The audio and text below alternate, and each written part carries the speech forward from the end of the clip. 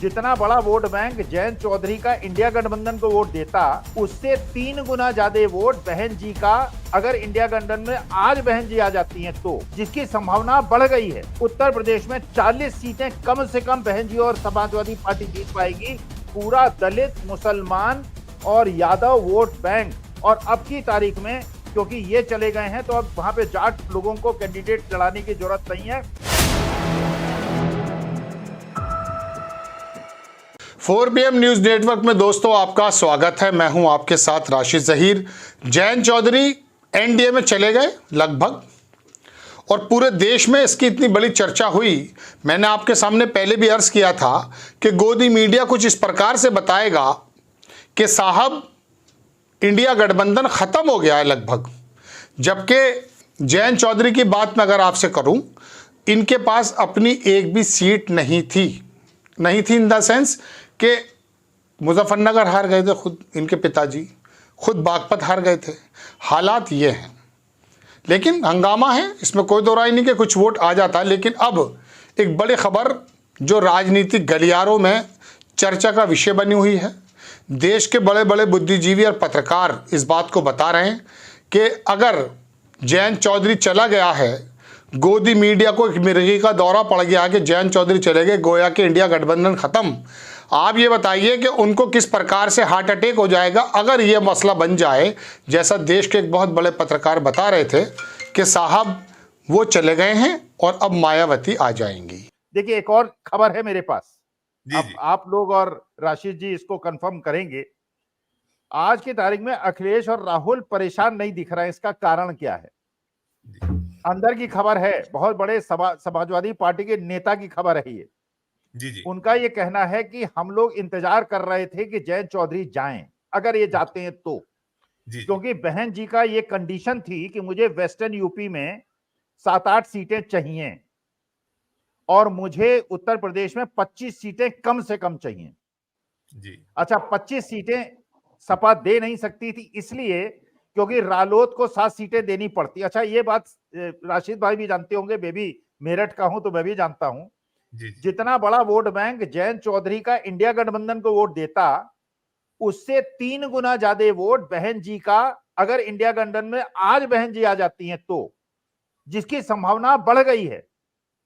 नीतीश कुमार ने जिस प्रकार से बिहार के अंदर बीजेपी का नुकसान किया है, अगर जयंत चौधरी जाते हैं तो ये एनडीए मोदी जी का नुकसान कर रहे हैं। अब बहन जी अगर नहीं आती हैं तो उनका राजनीतिक जीवन खत्म हो गया। अगर वो इंडिया गठबंधन में आ जाती हैं, वास्तविकता में जयंत चौधरी इंडिया गठबंधन गंगा चढ़ाएगा, लड्डू चढ़ाएगा भगवान के मंदिर में जाके कि जयंत चौधरी गए, जिसकी वजह से हम बहन जी को ला पाए। उत्तर प्रदेश में 40 सीटें कम से कम बहन जी और समाजवादी पार्टी जीत पाएगी। पूरा दलित, मुसलमान और यादव वोट बैंक, और अब की तारीख में क्योंकि ये चले गए हैं तो अब वहां पे जाट लोगों को कैंडिडेट लड़ाने की जरूरत नहीं है। वहां सैनियों को भी लड़ा सकते हैं, त्यागियों को लड़ा सकते हैं, गुर्जरों को लड़ा सकते हैं, और एक पैरेलल फोर्स जो जाटों के खिलाफ बीजेपी ने तैयार की है उसका उपयोग कर सकते हैं।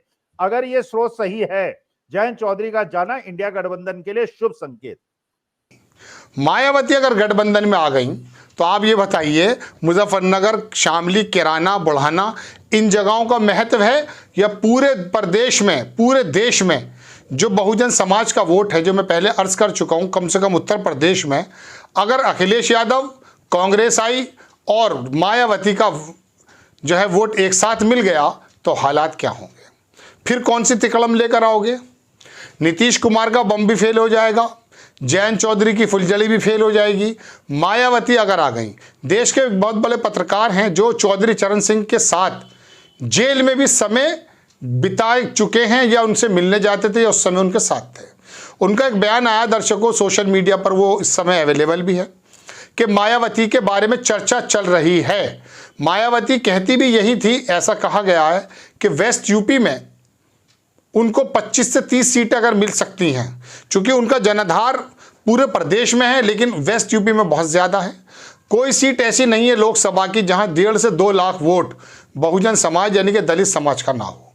मायावती अगर तन्मयता के साथ, मजबूती के साथ अगर लड़ गई तो ये बताओ एनडीए को कितना बड़ा धक्का पहुंचेगा।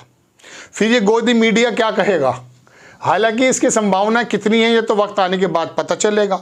अधिसूचना जब जारी हो जाएगी 10 मार्च को गालिबन पिछले बार हुई थी, इस बार जब हो जाएगी तब मालूम पड़ पाएगा। लेकिन दोस्तों, अगर मायावती का ये कदम जैसा राजनेताओं के अंदर चर्चा का विषय बना हुआ है तो गोदी मीडिया की सांसें रुक जाएंगी और एनडीए भी क्या सोचेगा कि अब क्या करें। ये तो 100 सुनार की और 1 लोहार की हो गई। आप छोटे छोटे काम करते रहिए। नीतीश कुमार के जाने से वाकई फर्क पड़ा, इसमें कोई दो राय नहीं है। वरना मोहर लग चुकी थी कि महाराष्ट्र और बिहार एनडीए को 272 तक पहुंचने नहीं देगा, लेकिन वो नीतीश कुमार को तोड़ने में सफल हुए। अब नीतीश कुमार का वोट जो उनसे नाराज है वो वाकई ट्रांसफर होता है या नहीं होता, ये बात आने वाला वक्त बताएगा। लेकिन लालू प्रसाद यादव के लड़के तेजस्वी यादव जिस तरह से 17-18 महीने सरकार चला चुके, उससे तो गठबंधन यानी कि राजद वहां मजबूत है, एक बात। दूसरी बात यह है दोस्तों कि यहां उत्तर प्रदेश के समीकरण के एतबार से अगर बात की जाए, मायावती को पहले से ही लाने की कोशिशें की जा रही थी और सोनिया गांधी और मायावती का बहुत अच्छा एक कह सकते हैं पेच वर्क भी है, उनकी बहुत अच्छी ट्यूनिंग है। वो अगर सोनिया गांधी पहल करती हैं अधिसूचना जारी होने के बाद, चूंकि उससे पहले तो स्थिति दूसरी है, दुनिया भर की बातें हैं। कोई कहता है ईडी से डरा रखा है, कोई कहता है सीबीआई से डरा रखा है, कोई कहता है उनके भाई के पास जो अफकूत संपत्ति है उससे डरी हुई है। लेकिन अगर 2024 में ये दल एक साथ अपने वजूद के बनाने की, देश को बचाने की, लोकतंत्र को बचाने की लड़ाई नहीं लड़ी तो बहुत सारे लोगों का कहना यह है कि लोकतंत्र ही नहीं बचेगा, संविधान नहीं बचेगा और अपनी पार्टियां हो, देश का लोकतंत्र हो, देश का संविधान हो, इसको बचाने के लिए तो हर एक आदमी का, मैं समझता हूं पार्टी के लोगों का भी और बाकी लोगों का भी कदम पेशी होनी चाहिए। तो बड़ी खबर दर्शकों राजनीतिक गलियारों में यह है कि मायावती आ जाएंगी, हालात पलट जाएंगे। लेकिन ऐसा भी नहीं कि भारतीय जनता पार्टी इस बात से बेखबर हो। वो जाहिर सी बात है अपना 24 आवर्स 365 दिन यही काम करते हैं। मैं तो सिर्फ और सिर्फ ये देखता हूँ मोदी जी को, जितना रैलियों में उन्होंने पैसा खर्च किया है, इतना पैसा हकीकत में अगर वो कमज़ोर लोगों पर, आदिवासियों पर, अल्पसंख्यकों पर और जो इसके डिजर्वेबल कैंडिडेट्स हैं, जो हमारे लोग हैं, उन पर अगर इतना पैसा लग जाता, ये कारपोरेट जितना पैसा चुनाव के लिए देता है पार्टीज़ को, अगर ये जो चीज़ बनाते हैं उसकी चीज़ों की अंदर जो है ना किफ़ायत कर देता, उनको सस्ता बना देता तो ज़्यादा बेहतर होता। तो बात यह है कि इलेक्शन का दौर है, इलेक्शन की बातें आपके समझ में भी आती हैं, मेरी भी आती हैं। देश के मुद्दे तो बहुत दूर छूट गए।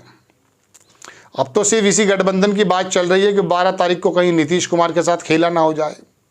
12 तारीख में जैसा कि बताया जा रहा है कि 15-20 विधायक अगर गायब हैं जदयू के और लालू प्रसाद ने वहाँ पर बना ली पार्टी, तो वो तो जदयू तो वैसे टूट जाएगी। सरकार जब होती है तो बहुत सारी चीज़ें अपने हाथ में होती है, इसमें कोई दो राय थोड़ी ना है। पाकिस्तान के अंदर सरकार हाथ में तो नहीं है, जो इमरान खान की बहुमत के करीब आने के बावजूद भी सरकार वो नहीं बनने दे रहे हैं। बहरहाल बड़ी खबर तो दर्शकों यही है कि मायावती के बारे में जिस तरह से जिक्र खैर चल रहा है, अगर मायावती ये कदम उठा लेती हैं तो मोदी जी का जो तमाम जो छोटी छोटी चोटें थी उस पर एक बड़ी चोट लग जाएगी। और देश का जो दलित है, खास करके उत्तर प्रदेश जहाँ 80 सीटें, बिहार 40 सीटें, यहाँ बहुत तगड़ा फर्क पड़ने वाला है। ओबीसी कार्ड खेला उन्होंने, कर्पूरी ठाकुर को दिया, इधर चौधरी चरण सिंह को भारत रत्न दे दिया है, स्वामीनाथन जिनकी रिपोर्ट थी किसानों के बारे में उनको भी दे दिया है। ये बात अलग है कि स्वामीनाथन की रिपोर्ट लागू नहीं की है किसानों के बारे में जो एमएसपी को लेकर संबंधित थी। उनको कृषि वैज्ञानिक कह करके योगदान तो बताया जा रहा है, साउथ के वोट को साधने की कोशिश की जा रही है, लेकिन अब दर्शक या वोटर इतना बेवकूफ़ नहीं है। हाँ, धर्म के एतबार से जो चाबुक चलाया जा रहा है उसमें तो वाकई वो आ जाता है, इसमें कोई दो राय नहीं है। लेकिन बहरहाल जातीय समीकरण, एक साहब में वो कह रहे थे, मैं कई बार अर्ज कर चुका आपके सामने, कि देश जो है कृषि प्रधान से ज़्यादा जाति प्रधान देश है। जातियों पे आज भी अगर अमित शाह अपना समीकरण ना बनाए तो भारतीय जनता पार्टी जीत नहीं पाएगी। ओम प्रकाश राजभर, दारा सिंह चौहान और तमाम छोटे छोटे दल जिनका 1-1 सीट पे भी असर कम है, उनसे भी वो बात करने की कोशिश करते रहते हैं। बहरहाल बड़ी खबर के मायावती के बारे में चर्चा है। देश के एक बहुत बड़े पत्रकार सोशल मीडिया पे अवेलेबल है, वो कह रहे थे कि उनकी बात हुई है कई नेताओं से कि मायावती बसपा का अगर चला गए तो ये जो जयंत चौधरी के बारे में खबर देता मोदी जो सॉरी गोदी मीडिया में, मोदी मीडिया निकल जाता है मुँह से, गोदी मीडिया जो इस टाइम थक नहीं रहा है उसको ब्रेक लग जाएगा या उनकी समझ में नहीं आएगा कि हम करें तो क्या करें। मायावती के वोट को वो कैसे दरकिनार कर सकते हैं? ना गोदी मीडिया कर सकता है, ना ही चुनाव के दिन वोटिंग डे पर अगर मायावती एक्टिवली लड़ गई, भारतीय जनता पार्टी या चुनाव आयोग कितनी भी कोशिश कर ले, जैसे कि इन पर आरोप लगते हैं, रोक नहीं पाएगा। आपको खबर कैसी लगी अपनी राय कमेंट्स बॉक्स में ज़रूर दीजिए। चैनल को सब्सक्राइब कीजिए, शेयर कीजिए। नेक्स्ट टाइम मैं किसी खबर के साथ आता हूँ। जय हिंद।